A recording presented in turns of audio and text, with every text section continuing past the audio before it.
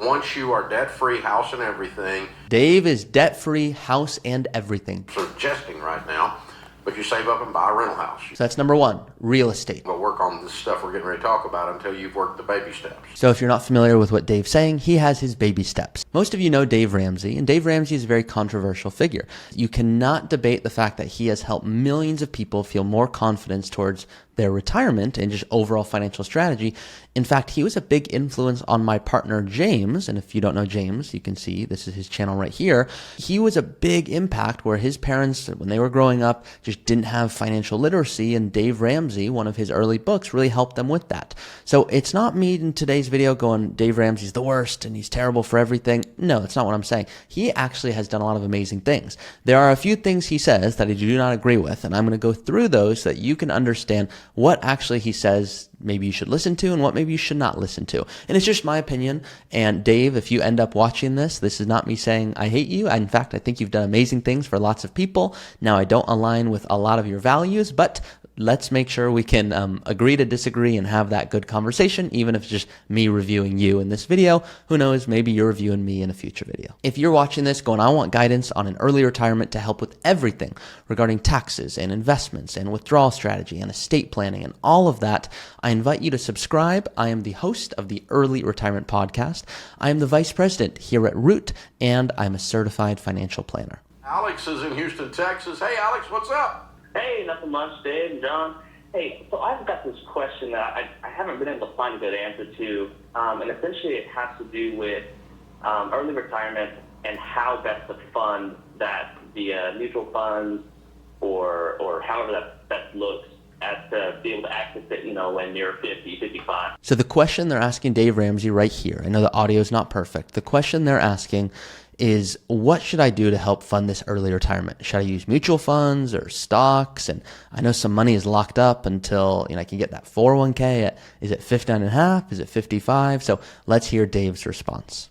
So you'll need an income prior to the 59 and a half to be able to cash out your other stuff. Yes, sir. Gotcha. Okay. How old are you now? Well, I'm 26 right now. Okay.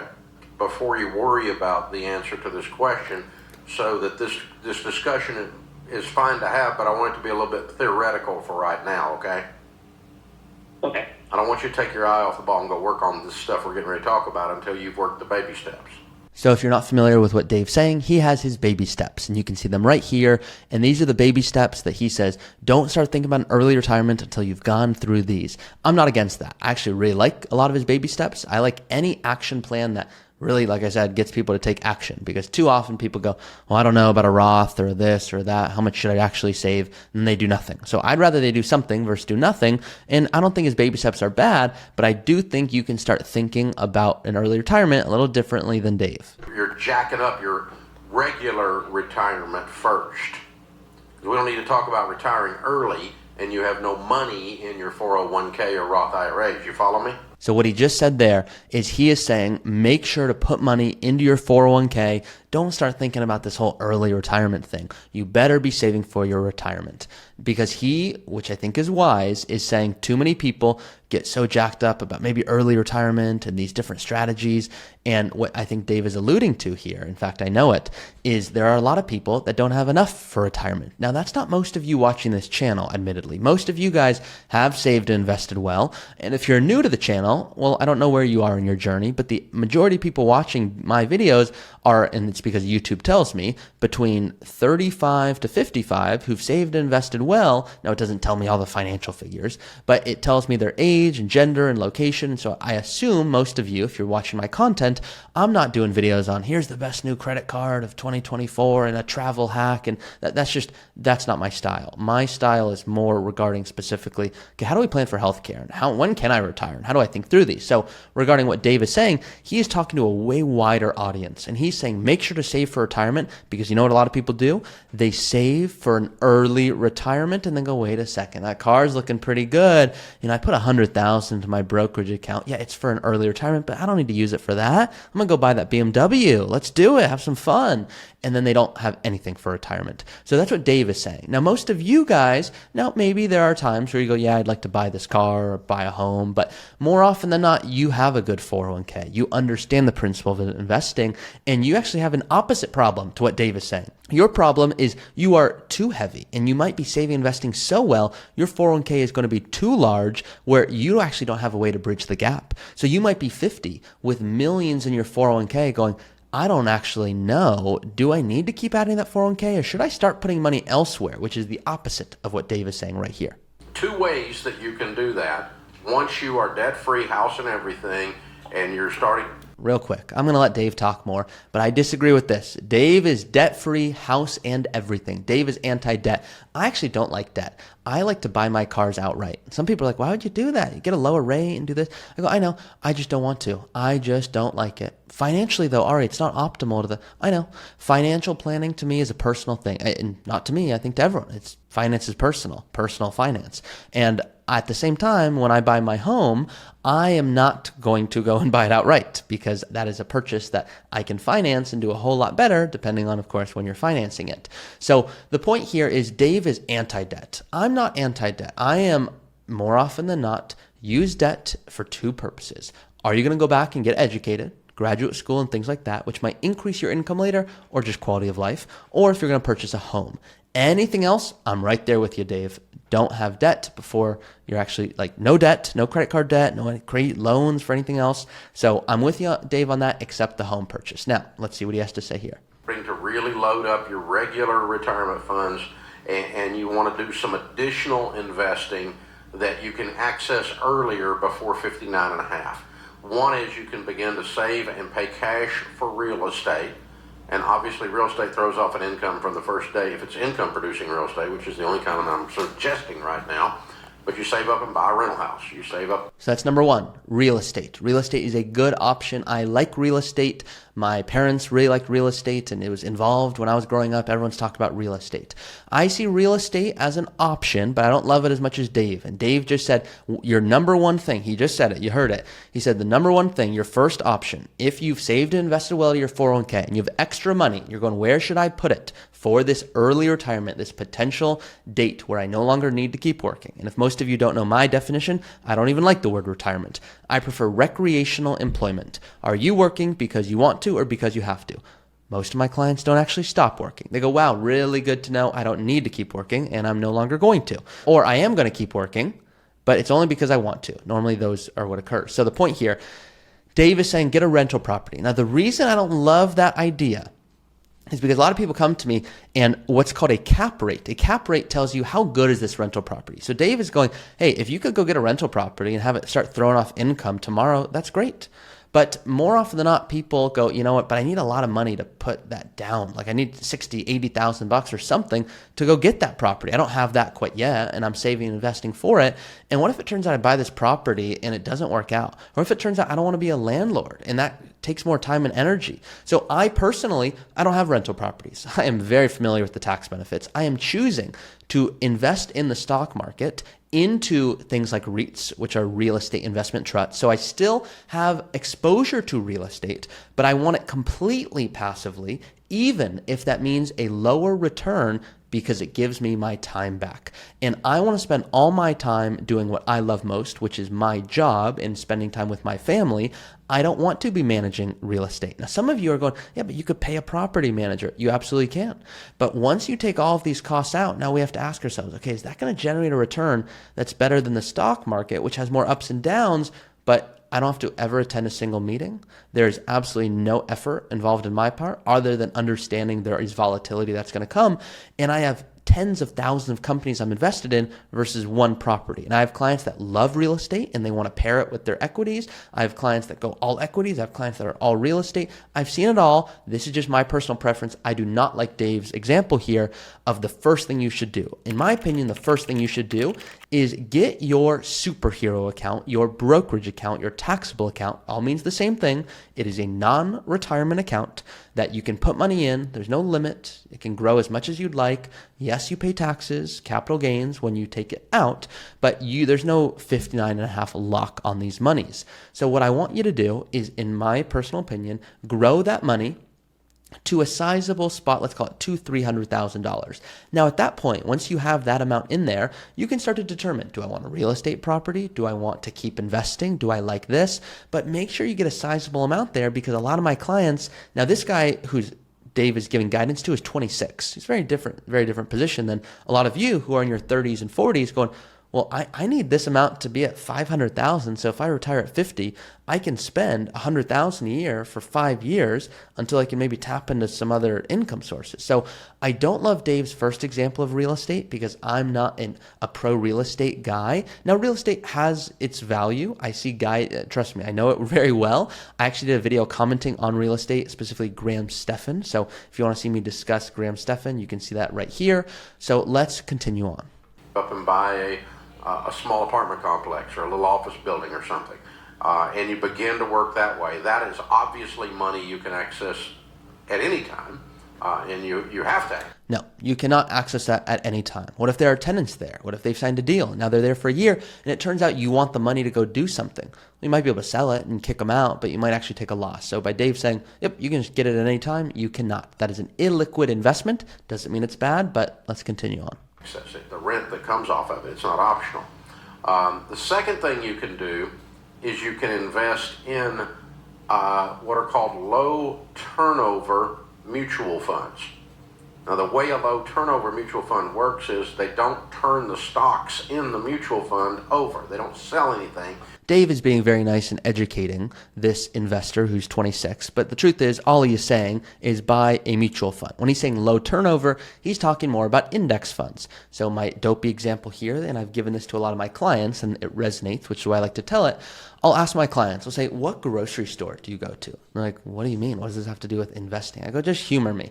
They go, okay, I go to Kroger. And I go, okay, great. Why don't you go to Whole Foods and buy paper plates instead? And they're like, well, that just doesn't seem worth it. Like, I just feel like I'd be throwing money away. I go, yeah, you are. That's called high turnover funds or active management. That's what Dave just said. I just gave you a grocery store example. Dave is saying, go do the low turnovers. Go to the dollar stores, buy your paper plates there. Maybe if there's a few things you like that are at Kroger, you're buying some stuff there, but ideally you're not paying more than you need to. That is what he is saying, just in plain English. It's a buy-hold strategy by and large. So if you have a 5% turnover ratio, that means they only sell 5% of the holdings a year. Does that make sense? It makes sense, Dave, but I think you don't even need to bring this up. This guy is just asking, or gal, I need to invest for an early retirement because I don't want to work forever. By him going deep into the details of a turnover rate and the Sharpe ratio and the standard deviation, I think he's being unnecessarily complicated. And sometimes I think Dave wants to show his expertise because yes, there's an ego there, and how could you not with the amount of following and the show that he has? And I'm probably going to get a lot of hate in this video by a lot of you guys who are like, Dave's the best, I can't believe what you're saying. And some of you are going to be like, maybe these points kind of resonate, but I still love Dave so much, so how dare you? So I'm cool. Bring it on. So my point here is I want to make content that resonates for you guys, and I will be the first to say, if I were talking to this person, I'd say you should buy mutual funds. Mutual funds allow you to buy a lot of stocks all in one spot very easily. And yes, there is low turnover, meaning I actually wouldn't even go to the turnover. But if I was alluding to Dave's point here, I would say there's not going to be a lot of fluctuation, not a lot of buying and selling. You're just going to buy something, you're going to let it ride. It's going to keep growing, it's going to go up, it's going to go down. And when you need that money for an early retirement in 10, 15, 20 years, it is going to be there. It's like this. Imagine you go to the doctor and you fill out a questionnaire and they say, yep, you need surgery. You're like, whoa, you haven't even looked at me yet. That I don't want to do. So that's like someone being too broad. Then what if, imagine you fill out the questionnaire and you go, hey doctor, here it is. And they go, okay, great. I'm going to tell you about the 12 studies that built the pill that you're going to take. And you're going to take it for 3 months, then and then you're going to take a new pill. And this new pill comes with 48 other studies. They're all double blind. Let me show you them. I think that's a little bit of what Dave is doing here. Dave is going, yep, I'm going to show you the double-blind studies, and I want you to understand the turnover rate, and this pill was tested 12 times, and I don't think he really cares or needs to know that. When I want to go, hey, why am I taking this pill? And they're like, well, it's going to help you. It's going to minimize, for example, I have acid reflux. They're like, you're going to take this pill. It's going to help decrease the acid because what's happening is too much is occurring, and this is going to minimize that. And over time, that should decrease. So I'm like, great, that's what I need to know. I don't need to know how the pill was developed. So I try to pick and choose carefully so that I don't over-educate, but I also don't want to under-educate and be like, yep, you're getting surgery. You don't need to know why. Let's hear what else he has to say. So an example of that that's easy to do is an S&P 500 index fund. And so I dump some money in an S&P 500 index fund almost every month. I've got a good deal in there as my overflow funds.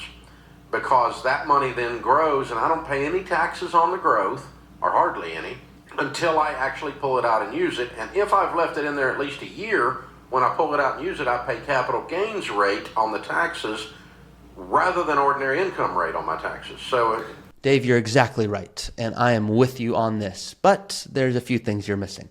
Number one, you said you throw a large portion into the S&P 500. I like the S&P 500. The S&P 500 is awesome. I invest, and I do the same thing as you, Dave. I'm doing it every single month. And you're also right. You hardly pay any taxes. It's really only when you take it out. Along the way, there's a little bit you might be paying, but don't worry about it. It's so minimal. It's like if you have a pill, they go, yeah, there's some side effects. They're probably not going to really apply to you, so don't worry about it. Now, I have a client, and this is a real story, that came to me and they had everything in the S&P 500. And I'm going to show you something because this is the real risk that you run. So this client came to me and they had everything in the S&P 500. And you can see right here, it's a nice little chart that shows how the S&P 500, if I zoom in here, the United States. So the S&P 500 is the 500 biggest companies in America. So what this means, that wasn't even English right there, in America. In America. You know what I mean. So the point here is this S&P 500 from 2010 to 2019 was the second best performer. So if you had it, you'd be like, I crushed it. This is awesome. But let's assume right now you're watching this, and I don't know how old you are, but let's just assume you're 40, for example's sake, and you want to retire at 50, retire early, and you have everything in the S&P 500. Well, I have a client that was in a similar situation, and they came to me and they had everything in the S&P 500 from 2000 to 2010. Just 10 years prior. Now, if they happen to come to me and it was, 2010 to 2020, meaning they just got lucky, they got the lucky 10 years, we would have never spoken. But what happened is they retired early, wanted to spend extra when they had their energy and their health, which I like. They wanted to travel, they had to pay for healthcare, lots of things here. Well, the S&P 500 was the fourth worst performer. It lost you money over 10 years. So now you're withdrawing money too quickly while markets are going down. And so I like what Dave is saying. Dave is saying go invest in the S&P 500. If you're in your early 20s, yes, it is good guidance. I like the S&P 500, but it does not go deep enough. And let me show you why. We are looking at what's called a matrix book. You're like, oh my God, are you trying to confuse me? This is crazy. What's with all these numbers here? Let me explain, because it's very easy. What it allows you to do is look at any time period of history and see how well we've done. So the S&P 500, from 1926 to 2021, what Dave is talking about, Dave Ramsey, right now, if you put $1 in, growth of $1 became $14,076. And that is why people invest. That is really cool. Dave, I'm with you. But that's the S&P 500. That's the 500 biggest companies in the United States. Great. What if we owned, let's just say, small companies? Now, small companies are not penny stocks, but it's essentially, what if we owned some more other asset classes? Not just the S&P 500, but other. How have those performed? Well, $1 over the same time period grew to $47,000, not $14,000.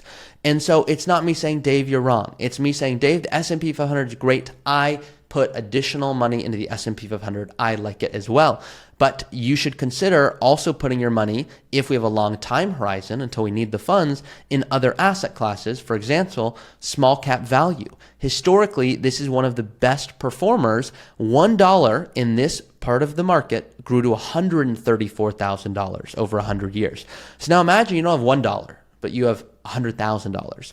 Well, now, Dave, the S&P 500 wouldn't be looking so good. So the point here is you might want to have had more exposure to this. My favorite story here is I showed this to a current client, and they go, Ari, hold on right there. And they went and got their neighbor, and they said, do it again. I go, do what? They go, show me that. The S&P 500 and then these other asset classes, weren't even aware of those. Can you do the same thing with real estate and do it all? I go, okay. So I showed them that. And then they said, I need my kids to come. So the kids came, and then I'm doing it, and the kids are distracted on their phone. I go, hey, what's going on? Why are your kids, and they're in college, and why are they not paying attention? They go, oh, don't worry, they're paying attention. I go, okay. So keeps going on, going on. They go, hey, what are you guys doing? You're doing something. They go, yeah, I'm just changing my Roth IRA thing to this small value thing you just talked about. And I'm like, why? They go, well, it looks like it did way better than the S&P 500. And I go, it did, but look at it the last 5 years. How did it do? And they go, it did way worse than the S&P 500. Maybe I shouldn't do that.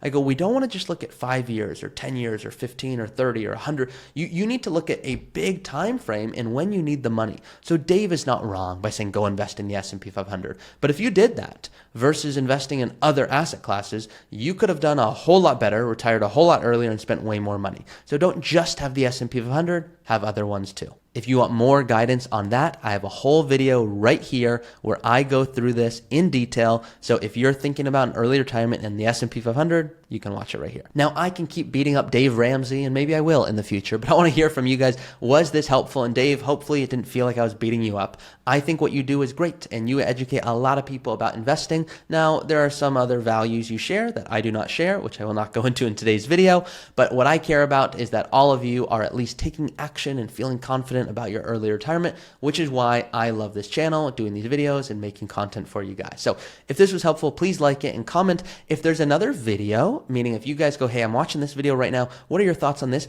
Drop the link of that video in the comments. I'll make a video on that. I'll go over any of these YouTube videos. Everyone can come and hate me if I'm educating and giving you guys guidance and try to make it as entertaining as I can. So hopefully you enjoyed it, and I'll see you guys next time.